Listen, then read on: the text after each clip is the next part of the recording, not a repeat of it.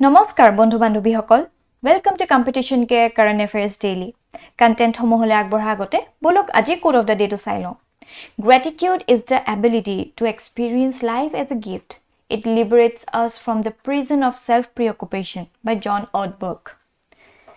So, এই যেটো gratitude হয় right এই gratitude যাৰ মাজত আছে he or she will always feel content সদায় happy হৈ থাকিব কাৰণ he or she used to give value to the things he have right আমাৰ মাজত যি আছে say suppose আমাৰ family hawk আমাৰ friends hawk all those material assets also আমি value দিও we are grateful to have them with us right আৰু যেতিয়া আমি value দিও কিবা এটা বস্তু তেতিয়া আমি automatically এটা contentment এটা পাও এটা satisfaction পাও right which gives us a peace of mind কিন্তু আমি যদি হে gratitude নাই আমাৰ মাজত আমি কি এনি টাইম আমি বস্তু preoccupied হৈ আমাৰ মনটো কৈ থাকো right এটো বিচাৰ এটো লব বিচাৰো greediness বাহি যায় অলপো আমাৰ মাজত হে gratefulness টো নাথাকে তেতিয়া কি হয় নিজৰ মাজতে আমাৰ এনি টাইম ধুমুহা চলি থাকিব হয়নে হে পিস অফ মাইন্ড টো নাপাব আমি এনি টাইম আমাৰ মাইন্ড টো এবলাকতে ঘুৰি থাকিব যে এটো কেনেকে লওঁ হেতু কেনেকে লওঁ এনেকৈ আমি থাকিম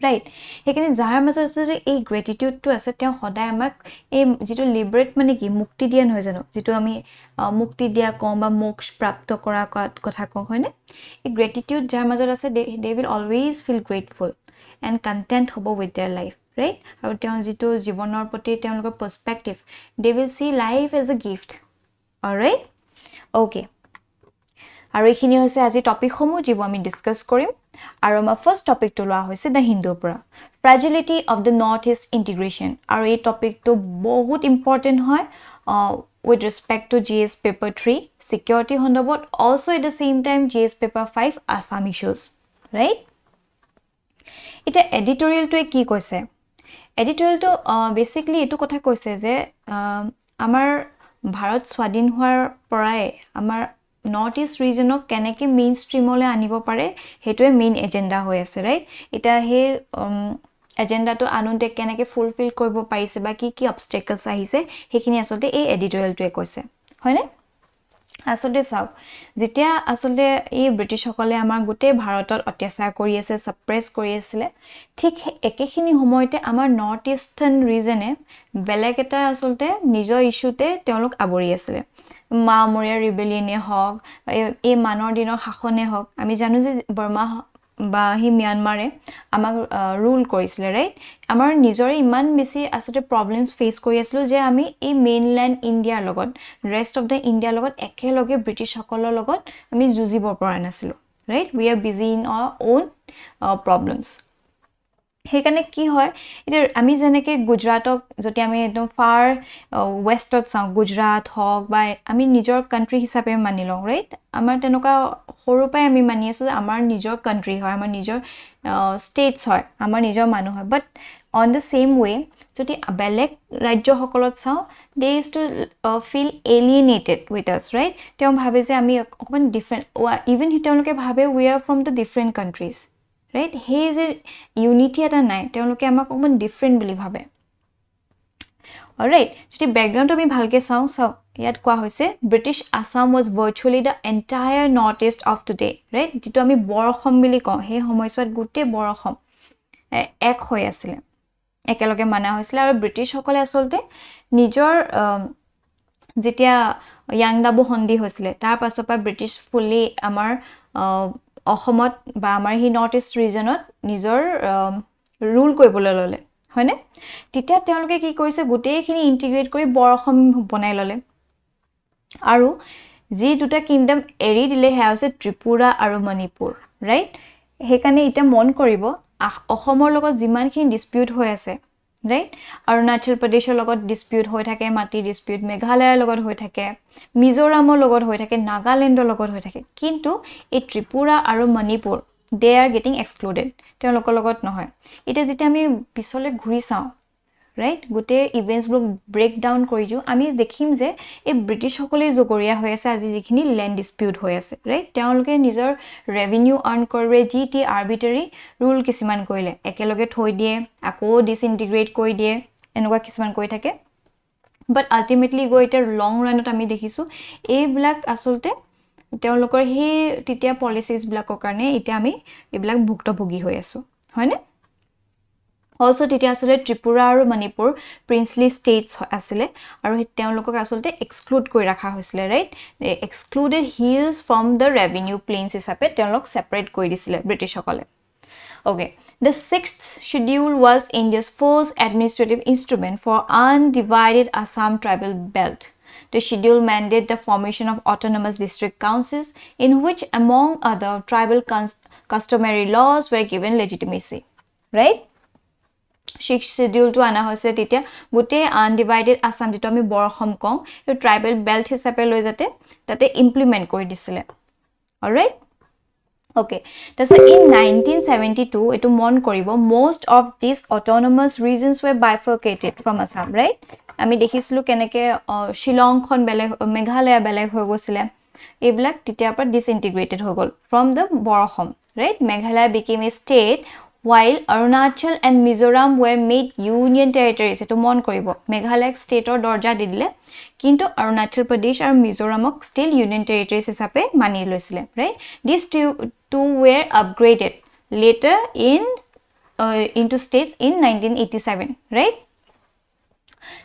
ঠিক কেইবছৰ মানৰ পাছতে এই যি দুখন ইউনিয়ন টেৰিটৰিজ হিচাপে মানি লৈছিলে অৰুণাচল আৰু মিজোৰামক আপগ্ৰেড কৰি ইনটু ষ্টেটস বনাই ললে right আৰু Tripura and Manipur which were part C states after the merger with India in 1949 were also upgraded to states in 1972 আপোনালোকে নিশ্চয় মডাৰ্ন ইণ্ডিয়া পঢ়িছিলে তাত যেনেকৈ পাৰ্ট A B আৰু C বনাই লৈছিলে right the states of India এই তেতিয়া আসলে ত্ৰিপুৰা আৰু মণিপুৰ পাৰ্ট C states সমূহত তেওঁলোকক ভৰাই দিছিলে ঠিক আছে but later they were upgraded into states ketia in 1972 all right that's the development of northeastern region right was created by the union government in 2001 and in 2004 it was upgraded to a full-fledged ministry right okay it attacked is significant hoy importance of northeast right prothom to is a growth engine sauk eta jiman khini ami dekhisu union minister hokol amar north eastern region jeta visit kore pray koi ase growth engine right eastern region is a growth engine he karne ei growth engine term to bahut significant hoy you can use it in your mains examination too right jeta apunlak joa bosor hudisle APSC mains ot je north eastern region or hondobot bahut kotha hudisile কেনেকে ইন্ডাস্ট্ৰিয়ালি ব্যাকওয়াৰ্ড হৈ আছে বা tourism সেক্টৰত কি কৰা যায় তেতিয়া যেটা আপুনি আনসাৰটো ব্যালেন্স কৰিব প্ৰথমতে আপুনি যেটা ইন্ট্ৰোডাকশন দিব কিয় ইম্পৰ্টেন্স হয় নৰ্থ ইষ্টত কি ইম্পৰ্টেন্ট তেতিয়া আপুনি you can mention about the growth engine alright the northeast has the potential to become the growth engine of the country it is in the context of the future of the region with lots of development opportunity it has alright তাৰ পিছত আহিছে act is policy কিমান বাজে পাতিছো ঠিকান নাই কথাটো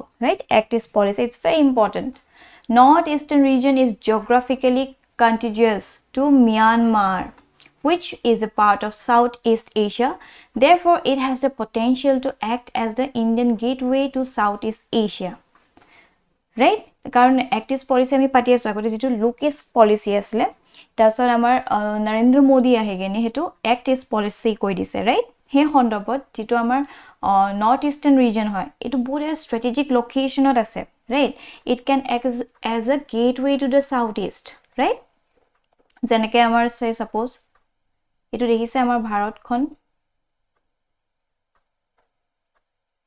yar ami dekhim je efale arunachal ase right efale Myanmar ase এনেকে আসলে তেওঁলোকে এক টেষ্টৰ ফালে গেটৱে হৈ গৈছে হেকানে ইমান বেছি স্ট্ৰেটেজিক লোকেশনত আছো আমি নৰ্থ ইষ্ট খন right হেকানে this is the important of the context of the Indian relationship with countries like Thailand and Singapore in which we share a good rapport they are high income countries and can help India in elevation of poverty in the region right okay দ্বিতীয়তে আহি গৈছে স্ট্ৰেটেজিক location হেতু অলপ আগতে দেখাই দিছো এটো সহায়ত right north eastern region of India is a landlocked region with no access to seas. This is complicated by the presence of Siliguri corridor, right? But jitu ami chicken neck corridor boli ko etu dekhise ne iman eta thin eta route hoy, right? Hetu karone asolte it বহুত complicated hoy goise aru eta kotha it only for this route amar this can be a issue, right? Etu eta reason hoy behind the backwardness of northeast region karon yar terrain to iman besi beya hoy, right? Karon yar through ami bostu blak export koribo noaru import koribo noaru bahut khetrot, right? Etu eta dangor challenge hoy. Siliguri corridor is merely 21-kilometer wide corridor that connects India with the northeastern region. So only a corridor to asolte gute northeastern region ok asolte jene tene logai thoi dise aru hoine. In the event of war, India would need to safeguard the corridor so that any potential advances from the Chinese in the northern part of the northeast region can be suitably repelled by the Indian armed forces, right? Karon okol a part to he ase efale to Nepal ahi goise efale Bhutan ahise eya hoise China ajikali a black region on base bonai ase, right? Kiba village setup koise jodi kiba ahe to etu trade ahibo paribo, right? হেকানে এটা বহুত significant হৈ পৰিছে এই কৰিডৰটো কেনেকে protect কৰি ৰাখে so that তেওঁলোক আহিব না আমাক আসলতে চাবলে গলে হতে buffer state হিচাপে লৈ লৈছে হয়নে ওকে এটা Siliguri corridor বিষয় আৰু অলপ ভালকে চাই লব বলক India's northeast is geographically isolated from the rest of the India and is connected to the mainland by only narrow strip of land called the Siliguri corridor, also known as chicken neck, right? Etu dekhise je e murgi dingitu nisina dekhat kane chicken neck corridor koi dise. It is about 200 kilometer long and 60 kilometer wide, and its narrowest it is the just 70 kilometer wide, right? Jitu edom he corridor to atke narrow point it is only 17 kilometer. Just imagine the corridor extends from the Darjeeling, Dalbari, Terai areas of the West Bengal towards the northeast. Yar bikhoy joti apnalokok prelims based question hudibo pare code extend hoise to mono rakhibo Darjeeling, right? Jitu efale ase Darjeeling, Dalbari, so Terai areas of West Bengal and northeast, right? The region is important for trade, commerce and tourism for West Bengal, Sikkim, Assam, Nepal, Bhutan and Bangladesh. All land trade between the northeast and the rest of the country happens through this corridor, right? A corridor trade kora hoy aru jiblak heavy equipments hebilak to a corridor trade jaboi nware, right? বহুত risky hoy pore. All right. That's what getting back amar jitu carbon sink jikhini ami pati asu ki kane northeast region important hoy fourth number ahi gose carbon sink, right?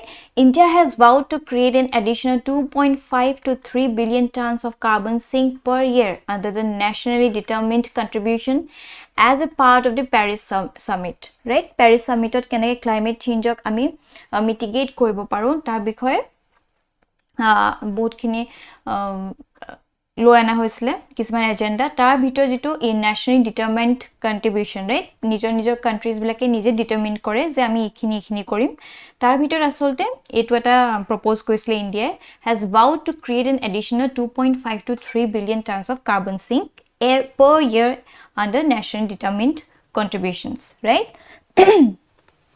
Northeastern India with its dense forest cover can play a huge role in such endeavor.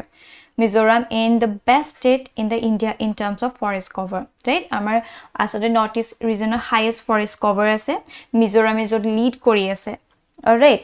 Aru kwa hoise recently eta survey kora hoisle tat dekha poa goise jitu amar northeastern soil, right, from the rest of the India etia atetke bhal quality hoise বাকি ব্রাকত ইমানে বেছি progress কৰাৰ কাৰণে বা ইমান বেছি ডেভেলপমেন্টৰ ফলত হে মাটি গুণাগুণটো কমি গৈছে but on such note আমাৰ কিন্তু নৰ্থ ইষ্টাৰ্ণৰ মাটি গুণাগুণ এতিয়াও আমি প্ৰটেক্ট কৰি ৰাখিব পাৰিছো, all right? That's why he goes energy resources due to the presence of Brahmaputra and its tributaries. The northeastern region has the immense potential as far as hydroelectric energy is concerned. right? Similarly, it has been a source of crude oil and natural gas in the form of Digboy oil fields. Potential oil and natural gas reserves has been found in the Arakan Basin. So, kiman important hoy pore amar notice khon. All right? তাৰপিছত আহি গৈছে agriculture resources. The northeastern region is blessed with natural resources which are important for the economic growth of the country. For example, the tea plantations of Assam earn a significant value of foreign exchange for the country. Similarly, bamboo is useful in the cane and furniture industry.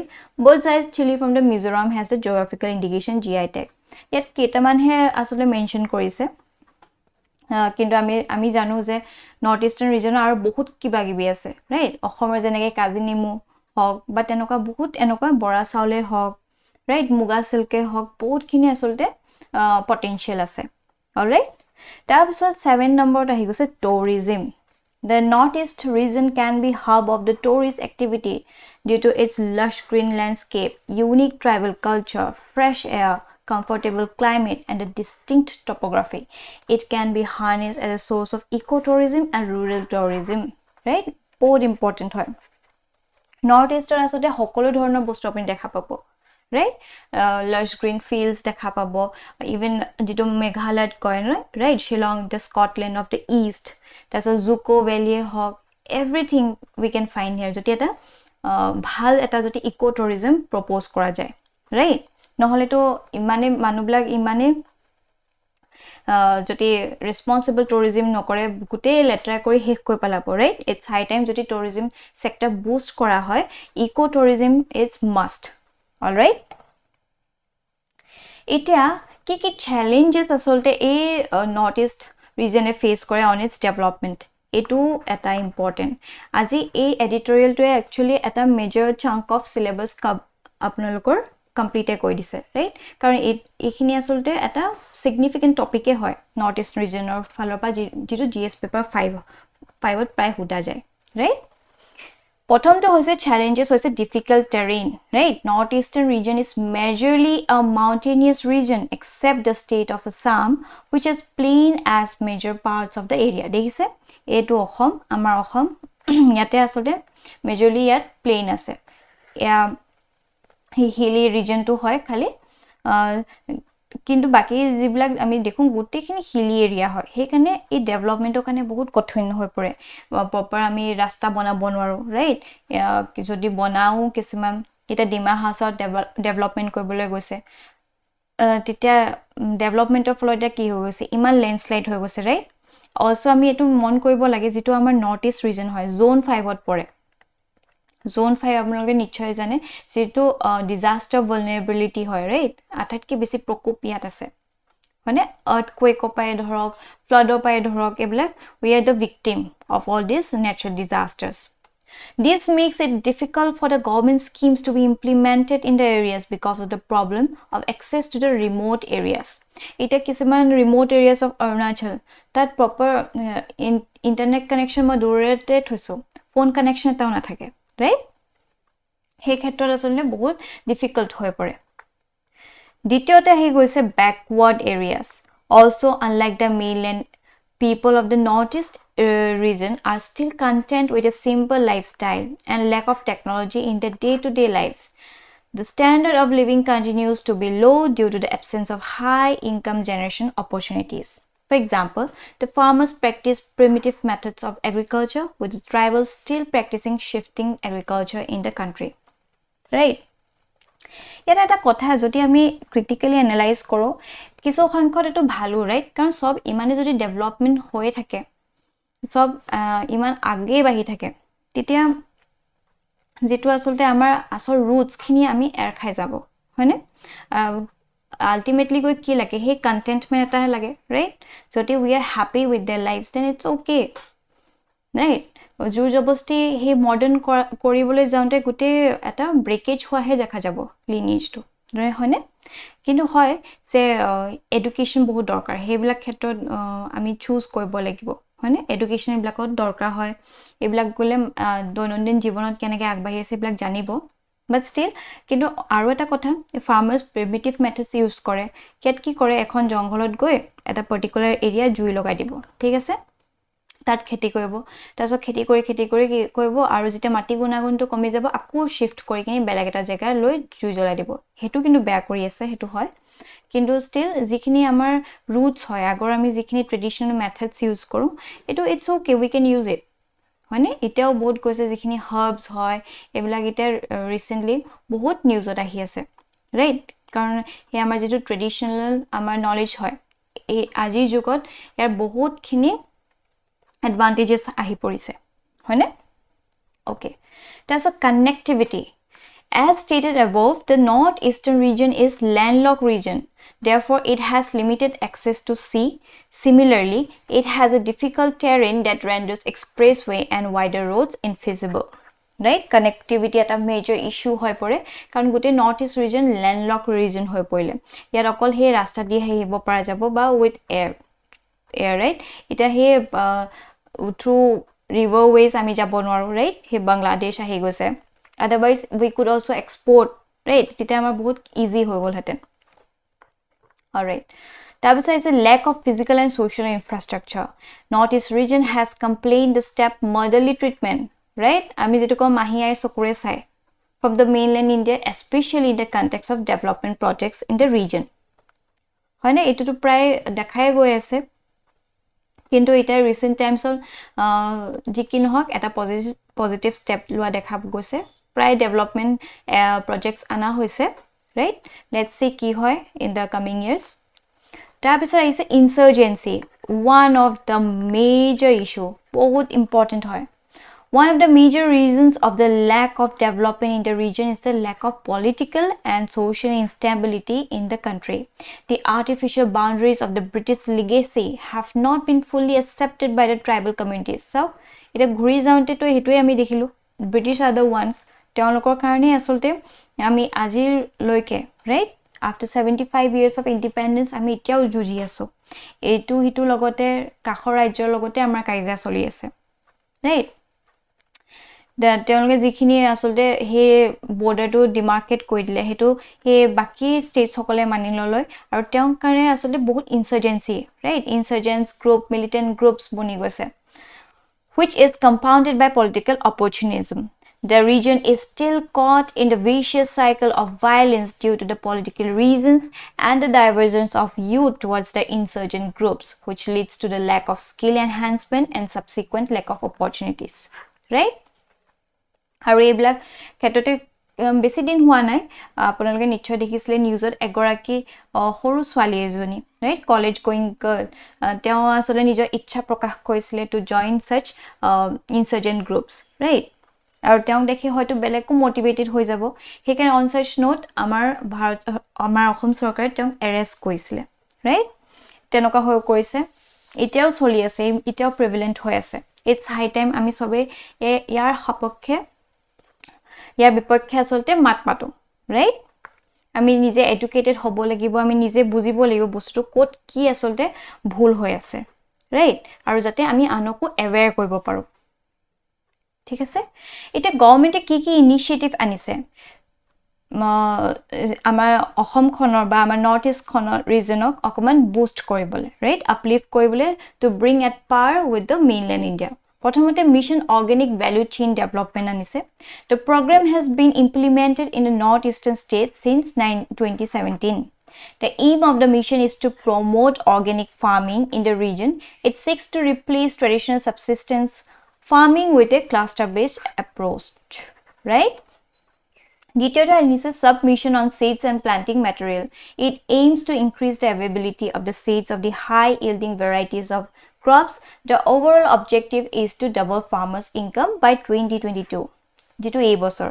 As envisioned by the government, the scheme is run alongside with the support programs like Krishi Vigyan Kendras, integrated farming system, etc. Tar pichot ahise North East Special Infrastructure Development Scheme. বহুত important hoy. The aim of this scheme is to enhance physical infrastructure related to power, connectivity, water supply, and social infrastructure in the form of health infrastructure, right? It is a central sector scheme.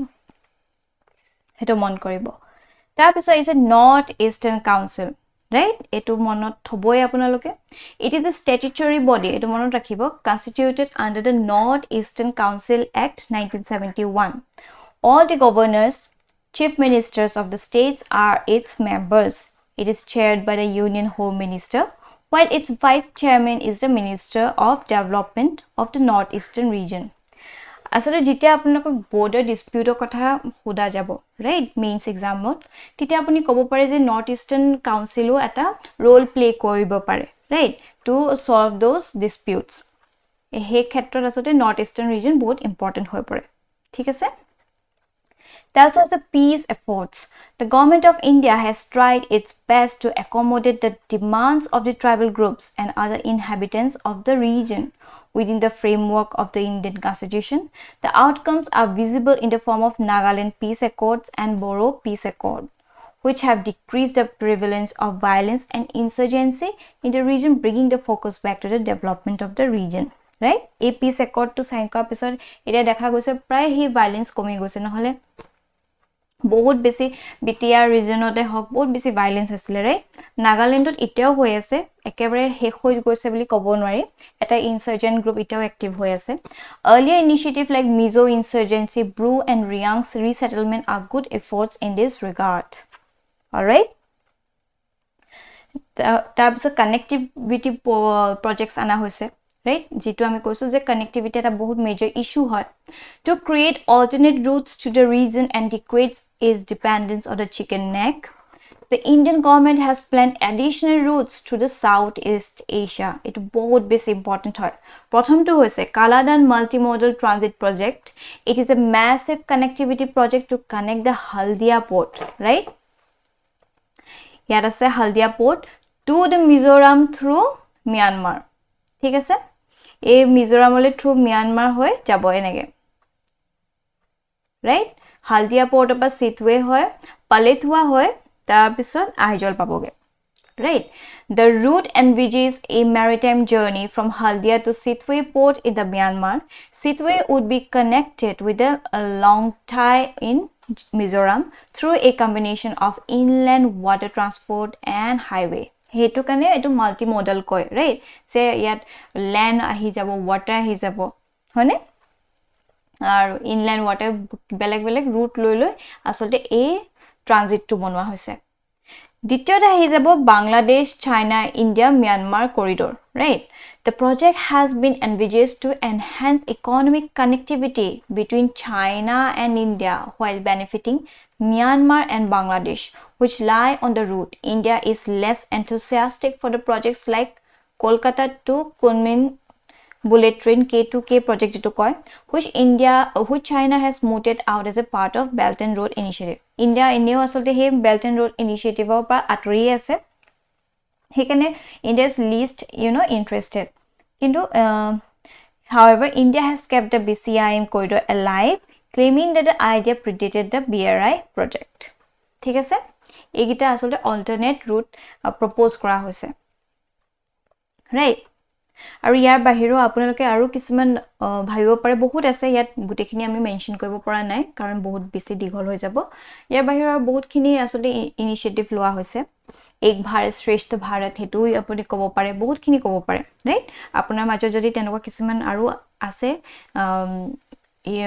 এডকা পইণ্টস আপুনি আমাৰ comment সেকশনত জনাবলৈ নাপাহৰিব alright and on the basis of this topic a particular prelims based question has been brought up kindly a question to attempt koribo alright moving on our next topic to loa hoise PIB pra Parsi New Year or Navroj and this topic is very important from GS paper 1 art and culture alright current news to sambolo Parsi's New Year also called Navroj is celebrated every year on August 16th by the Parsi community right August 16 আসলতে Parsi community সকলে তেওঁলোকৰ নতুন বছৰটো পালন কৰে right আৰু হেতু কি কোৱা হয় Navroj বুলি কোৱা হয় Parsi New Year or Navroj ইয়াৰ বিষয়ে যদি অলপ চাও about Navroj or Nowruz is an Iranian and Persian New Year right the word now means new and Ruz means day therefore the word literally translates into a new day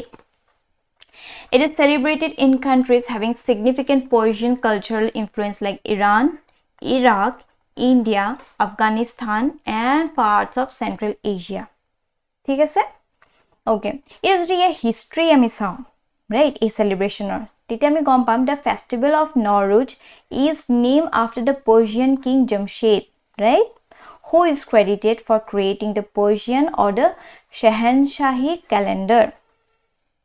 It amar Bharata one of the significant personality Jamshedji Tata, right? Teo asole Parsi hoy, right? Also ite amar jijon ase amar major Ratan Tata. Teo hosake ejon Ratan hoy amar kane ejon teo hosa hosi gem hoy, right? Teo asole Parsi hoy, right? Jamshed saved the world from an apocalypse that came in the form of winter and was destined to kill everyone. According to scripture, in the realm of the king Jamshed, there was no excessive heat or cold and no premature death, and everyone lived happily. Right? It is said that the festival came to India courtesy of an 18th century wealthy tradesman. Right? Ejon amar Bharatot ketia ahisle 18th century যেতিয়া এজন businessman বা এজন ট্ৰেডসম্যান from Surat তেওঁ প্ৰায় সুৰত নামটো কি আছিল নুসৰৱানজি কোহিয়াজি তেওঁ প্ৰায় আসলে ট্ৰেভেল কৰিছিল টু ইৰাণ ৰাইট আৰু তাত যেতিয়া তেওঁ হে নৰজ সেলিব্ৰেশন কৰা দেখিলে তেতিয়া তেওঁ হে সেলিব্ৰেশনটো আসলতে ইণ্ডিয়াত ইন্ট্ৰোডিউস কৰিলে ঠিক আছে in India the festival is observed around August 16 by 17th by the Parsi community following the Shahanshahi calendar, right? Shahanshahi calendar তেওঁলোকে ফলো কৰে আমি যেনেকে ভাস্কৰ আব্দ ক্যালেন্ডাৰ আছে আমাৰ শাকা এৰা আছে right আমি যেনেকে ঠিক তেনে ধৰণে পাৰ্সি সকলৰ Shahanshahi calendar আছে right which does not account for leap years মন ৰাখিব তেওঁলোকে হে leap year টো account নকৰে which means the holiday has now moved by 200 days from its original day. Right? It is inscribed in the list of UNESCO intangible cultural heritage of humanity of India.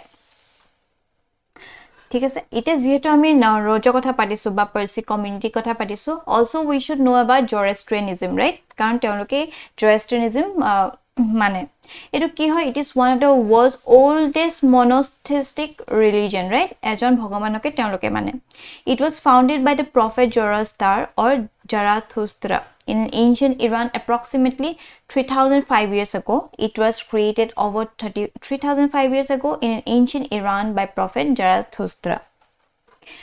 For 1000 years, Zoroastrianism was one of the most powerful religion in the world. It was the official religion of Persia, Iran, from 600 BC to 650 CE, right? It is now one of the world's smallest religion, right? এটা খুব কম সংখ্যক মানুহে পাৰ্সি হিচাপে আৰু ৰৈ গৈছে right Zoroastrians believe there is one god called Ahura Mazda wise lord right Ahura Mazda মানে কি wise lord and he created the world the Zoroastrian book of holy scripture is called the Avesta right আমি যেনেকে জানো আমাৰ হিন্দু সকলৰ কাৰণে গীতা খন আছে right হে মুছলিম সকলৰ কাৰণে হে কুৰান খন আছে ঠিক তেনে ধৰণে বা হি খ্ৰীষ্টিয়ান সকলৰ হি বাইবেল খন আছে ঠিক তেনে ধৰে Zoroastrian সকলৰ কাৰণে এই হোলি বুক Avesta আছে right Zoroastrians are roughly split into two groups the Iranians and the Parsis right etu hoise root to the Parsi in Gujarati for Persian are the largest single group in India which is estimated 2.6 million Zoroastrians worldwide Zoroastrians Parsis are one of the notified minority communities right this is all about the Zoroastrians right and based on this a particular prelims based question has been brought up kindly question to attempt koribo aru our last topic to lua hoise the Indian Express opera advanced towed artillery gun system attacks aru a topic to important hoye pore GS paper 3 science and tech hondrobot current news to sambolo recently amar asolte independence date jeto 21 gun salute die hetu advanced towed artillery gun system attacks dwara kora hoisile right aru asolte attacks to it is indigenously built ya because jeti ami alop bhalke sao ami gom pam it is a indigenously developed howitzer gun 155 mm into 52 caliber, right? Designed by Defense Research and Development Organization, যেটো DRDO আমি কওঁ। ইয়াৰ দ্বাৰা এটা prelims based question বনিব পাৰে, সুধিব পাৰে, attacks-টো কোনে develop কৰিছে, then you can answer it by saying it's DRDO, right? এটা আমি যে হাউইটজাৰ কৈছো তো কি হয়, it's a umbrella term use কৰা হয় for a category of long range artillery guns, right? Long range artillery guns সমূহক আমি এটা umbrella term দিছো, হেতু কি কয়, হাউইটজাৰ বুলি কয়, right? The attacks project was started in 2013 by DRDO to replace older guns in service in the Indian Army with a modern 155 mm artillery gun, all right?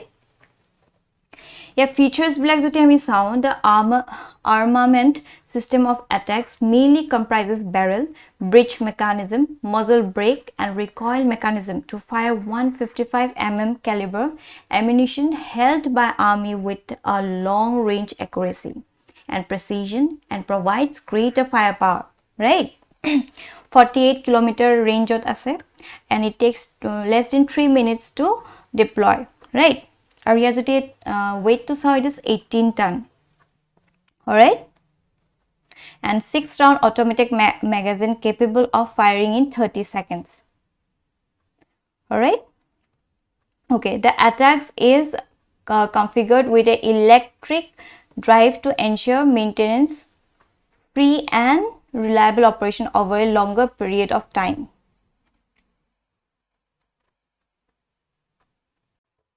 Okay, it features homohor kotha joti ami saw, the armament system of attacks mainly comprises barrel, breech mechanism, muzzle brake and recoil mechanism to fire 155 mm caliber ammunition held by army with a longer range accuracy and precision and provides greater firepower, right?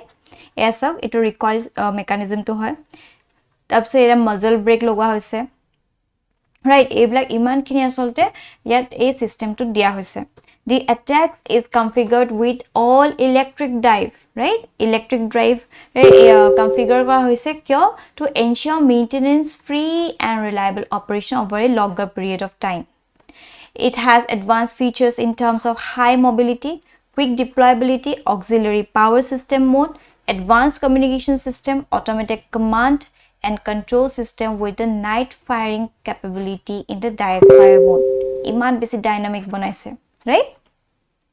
Okay, so the specialized gun system is compatible with C41 mane hoise command, control, communication, computer and intelligence, right? C4I, sorry. A system like the artillery combat command and control system, ACCCS, called Shakti for the technical fire control, fire planning, deployment management and operational logistic management of the army, right? It is both significant. Jo aboso UPSC means jitu GS paper 3 tat hudisile enoka dhonor asolte bostu blakor kotha S400 er kotha hudisile tat, right? Thik ten dhone you never know a attacks er kothao hudibo pare, right?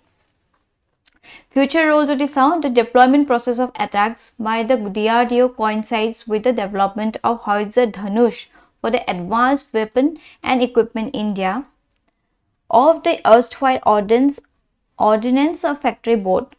In 2019, the Army and the Ministry of Defense gave bulk production clearance to the produce 114 Dhanush, right?